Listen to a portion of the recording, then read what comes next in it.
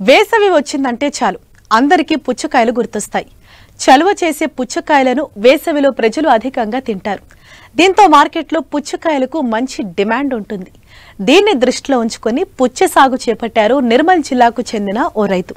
వచ్చిన దిగుబడులను స్థానికంగా అమ్ముతూ మంచి లాభాలను ఆర్జిస్తున్నారు.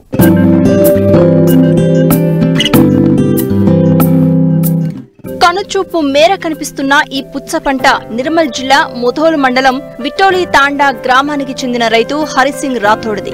తనకున్న 10 ఎకరాల పొలంలో 20 ఏళ్లుగా సంప్రదాయ పంటలు పండిస్తున్నారు. గత ఏడాది ప్రయోగాత్మకంగా పుచ్చను సాగు చేశారు. అధిక లాభాలు రావడంతో ఈసారి 7 ఎకరాల్లో ప్రణాళికాబద్ధంగా దఫాలుగా సాగు చేశారు.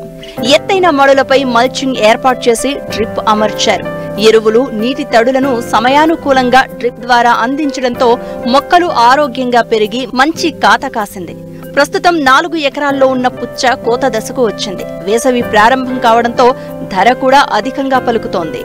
నాకు ఒక 10 ఎకరాల భూమి ఉంది. పోయిన సంవత్సరం కూడా ఒక 3 ఎకరాలు తర్బూజ్ పెట్టిన నోవెల్ అని బాహుబలి. ఈ సంవత్సరము 7 ఎకరాలు పెట్టిన నోవెల్ పెట్టిన, కొన్ని ఇవేస్ పెట్టిన, మళ్ళీ మంచిగా దున్ని మళ్ళీ రూటర్ కొట్టి మల్చింగ్ పేపర్ వేసి మంచిగా నేడు అయితే లాభం వచ్చినది. ఒక 7 ఎకరాలు పెట్టినాము. మళ్ళీ యుఎస్ అని ఒకటి కొత్త సిస్టమ్ అంటే యుఎస్ కూడా పెట్టిన. అది ఇప్పుడైతే మంచిగా ఉంది.